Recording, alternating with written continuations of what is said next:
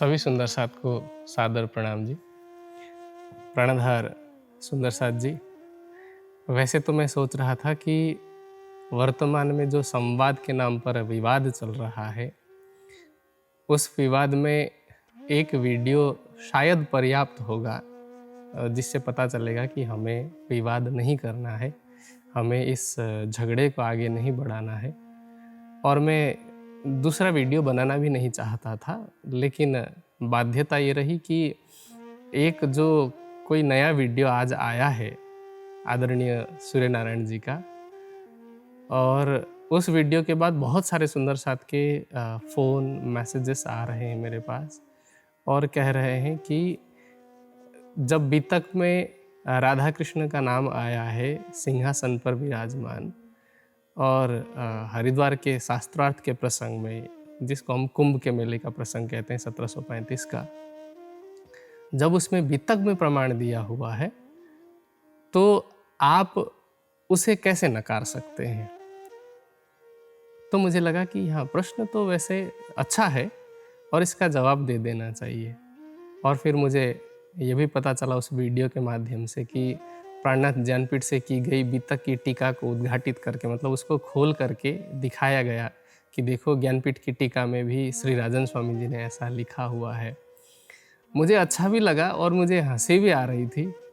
हंसी इसलिए आ रही थी कि जब एक तरफ स्वामी जी पर, या फिर जिसको आप आहूजा वर्ग कहते हैं ना, तो आहूजा वर्ग पर एक आरोप लगता रहता है कि वाणी के साथ, बीतक के साथ छेड़छाड़ होती है ना। वाणी की चौपाइयों में फेरबदल कर दी और यहाँ तक कि मंत्र बदल दिया, तारतम बदल दिया। आपके हिसाब से तो हम लोग फेरबदल करने में या चौपाई को हटाने में एक्सपर्ट हैं, तो आप खुद सोचिए कि हमने ये श्लोक क्यों नहीं हटाया होगा अपनी टीका में से। अगर हटाने की मनसा होती, अगर कुछ भी काट छाट करने की मनसा होती, कुछ भी फेरबदल करने की मनसा होती, तो इस चौपाई को भी हटाया जा सकता था। लेकिन फिर भी उसको रखा है और उसका अर्थ भी लिखा है। और ऐसा क्या आपको लगता है कि जब इस श्लोक का अर्थ किया गया होगा, जब इन श्लोकों की टाइपिंग की गई होगी, और राज्य की कृपा से इस बीतक की टाइपिंग की सेवा मैंने भी की है, तो जब हमने टाइपिंग की होगी तब क्या हमारे मन में ये बात नहीं आई होगी, हमारे मन में ये प्रश्न नहीं आया होगा कि सुंदर साथ हमसे सवाल पूछेगा टीका पढ़ करके। और पहली बार नहीं है कि इस ग्रंथ को किसी ने पढ़ा है। मैं समझता हूँ कि इसकी जो टीका है प्रकाशित हुई थी वो 2014 के आसपास हुई थी, जहाँ तक मुझे याद है, बीतक की टीका। और तब से लेकर के आज तक पिछले लगभग 12 वर्षों में सैकड़ों नहीं हजारों सुंदर साथ ने इसकी टीका पढ़ी है और इसका पुनः प्रकाशन भी हुआ है। तो हजारों सुंदर साथ ने बात पढ़ी है, लेकिन आज जिस प्रकार से प्रश्न आया मुझे अच्छा लगा। और मेरे मन में यही आ रहा था कि कहाँ एक तरफ तो हम पर यह आरोप लगाया जाता रहा है कि ये मंत्र के साथ, चौपाइयों के साथ छेड़छाड़ करते हैं, पर आज के प्रसंग से, आज के इस वीडियो से आदरणीय सूर्य नारायण जी ने ये स्पष्ट कर दिया कि हम लोग छेड़खानी नहीं करते। हाँ, जिसका जो अर्थ होता है, जिस प्रसंग में अर्थ होता है, हम उस प्रसंग को देखते हैं और उस अर्थ को वहाँ पर घटित करते हैं। अब आते हैं मूल मुद्दे पर।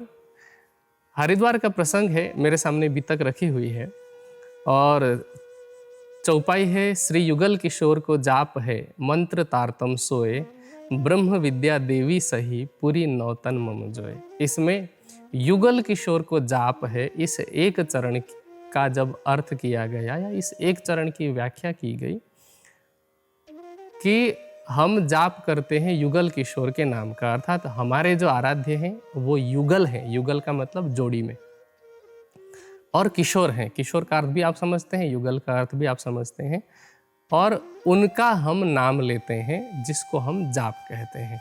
ये इस चरण का भाव है। अब उसके प्रमाण के रूप में कि परमात्मा जो है वो अकेला नहीं है, कहने को तो एक ही है, लेकिन लीला रूप में वो चेतन अंग, या जिसको हम चिद्घन स्वरूप कहते हैं, चेतन अंग और आनंद अंग के साथ है, जिसको हमने चिदानंद भी कहा है ना, ऊपर गोत्र चिदानंद जान। तो चेतन और आनंद अंग के रूप में वहाँ युगल है, राजी और श्यामा जी युगल हैं। ये बताने के लिए प्रमाण दिया गया। अब आप कह रहे हैं कि प्रमाण में जो है राधा और कृष्ण जी की बात की गई है और युगल सिंहासन में स्थित ऐसा कहा है, बिल्कुल सही है, उसका अर्थ भी स्वामी जी ने यही किया है। लेकिन क्या इस एक श्लोक में जो कि 12 संहिता का है, इस श्लोक में कहीं परमधाम शब्द है या इस श्लोक के अर्थ में कहीं परमधाम शब्द है? नहीं है बिल्कुल। तो फिर आप प्रश्न अगला ये कर सकते हैं कि अगर परमधाम शब्द नहीं लिखा है तो ये कहाँ का प्रसंग है, और जब परमधाम का प्रसंग नहीं है तो यहाँ प्रमाण के रूप में क्यों दिया गया है? ये दो प्रश्न होंगे। इसका मैं समाधान आपको देता हूँ। सबसे पहला कि पहली बात, हरिद्वार में शास्त्रार्थ चल रहा है। जब शास्त्रार्थ होता है तो वह न्याय दर्शन के कुछ नियमों के आधार पर होता है कि हम कुछ भी बोलेंगे तो प्रमाण देंगे। तो न्याय दर्शन के आधार पर शास्त्रार्थ किया जाता है। वाद विवाद जहाँ कहीं भी होता है तो उसके मूल में न्याय दर्शन आधार होता है। न्याय दर्शन में एक शब्द आता है जिसको हम कहते हैं व्याप्ति। व्याप्ति का अर्थ क्या होता है? व्याप्ति अनुमान और उपमान के दो प्रमाणों के आधार पर व्याप्ति दी जाती है। इसको अगर मैं कहूँ तो जैसे एक उदाहरण देता हूँ जो न्याय दर्शन के विद्यार्थी या आचार्य जो है बार बार प्रयोग करते हैं व्याप्ति को समझाने के लिए। जैसे कि जहाँ धुआं दिखता है वहाँ पर आग जल रही होती है। अब यदि पहाड़ में कहीं पर धुआं निकल रहा है तो इसका मतलब क्या है? पहाड़ में अग्नि है। और ऐसा कैसे बताते हैं? क्योंकि हमने चूल्हे में भी देखा होता है कि चूल्हे में यदि धुआं है इसका मतलब साथ में आग भी है। तो चूल्हे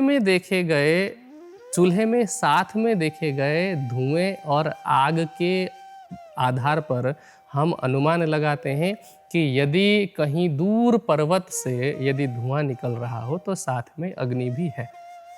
इसी को व्याप्ति कहा जाता है। तो इसी प्रकार श्री जी ने, क्योंकि शास्त्रार्थ तो न्याय दर्शन के आधार पर ही होता है जैसा कि मैंने पहले कहा, और जैसा कि सभी पढ़े लिखे शिक्षित लोग और जिनके नाम के आगे आचार्य लगता है उन्हें तो पता ही होना चाहिए, क्योंकि आचार्य की पढ़ाई करने में दर्शन इत्यादि भी पढ़ना पड़ता है। और संयोग से राज्य की कृपा से मैंने दर्शन में ही आचार्य की डिग्री हासिल की है। तो हमें इतना पता है कि शास्त्रार्थ जो हुआ है वह न्याय दर्शन के आधार पर हुआ है, न्याय दर्शन के नियमों के आधार पर हुआ है, और श्री जी ने भी उसी आधार पर ये व्याप्ति दी है। अब व्याप्ति कैसे दी कि ये जो प्रसंग है ये परम धाम का नहीं है, मूल मिलावे का नहीं है। ये प्रसंग है गोलोक का, जहाँ पर राधा जी और कृष्ण जी विराजमान हैं।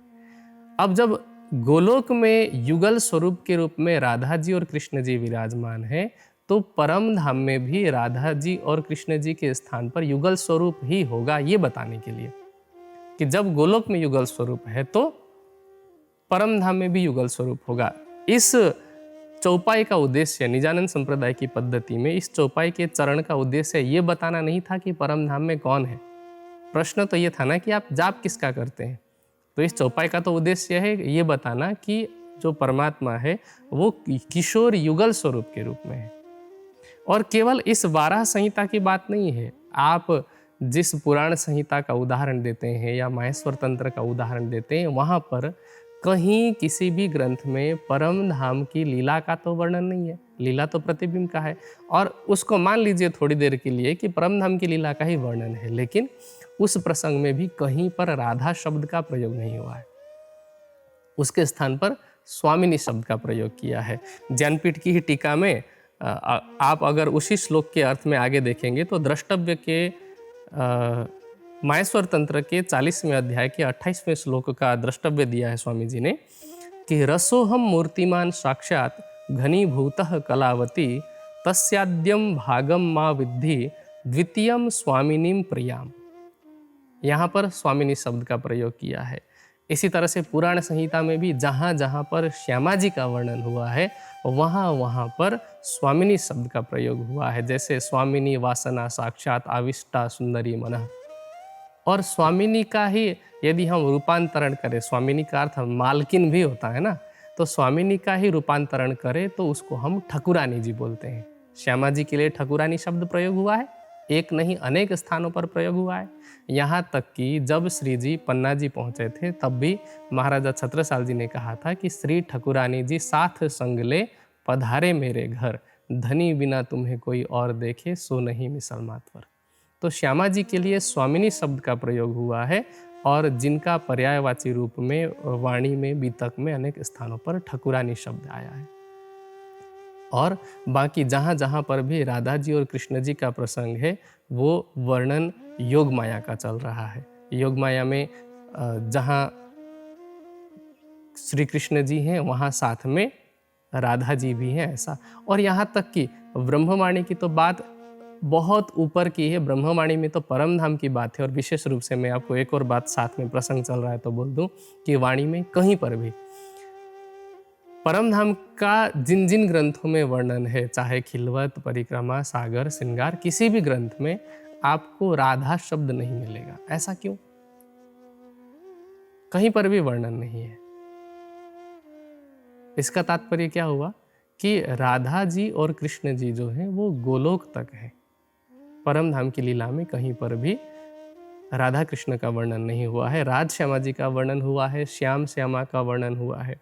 और मैं इसी प्रसंग में एक और बात कहना चाहूँगा कि जब प्रारंभिक कुछ वीडियोज आए थे तब एक बात कही गई थी कि वाणी और बीतक के अलावा और कोई बात नहीं होगी, बाहर के किसी भी ग्रंथ का प्रमाण नहीं लेंगे। हाँ, ये द्रष्टव्य के रूप में या दृष्टांत के रूप में कुछ श्लोक इसमें दिए गए हैं, पर ये तो उस समय, चूँकि मैंने पहले ही कहा, न्याय दर्शन के आधार पर शास्त्रार्थ चलता है और न्याय के आधार पर ही अव्याप्ति दी गई है। पर आप एक बात बताइए कि इसी निजानंद संप्रदाय की पद्धति में ऋषि महाविष्णु है जो है, ये चौपाई भी आया है। अब इसके आधार पर कि निजानंद संप्रदाय की पद्धति में महाविष्णु को ऋषि कहा है, तो क्या आप महाविष्णु को भी परम धाम में घटित करा देंगे? नहीं करा सकते ना, महाविष्णु का स्थान परम धाम नहीं है।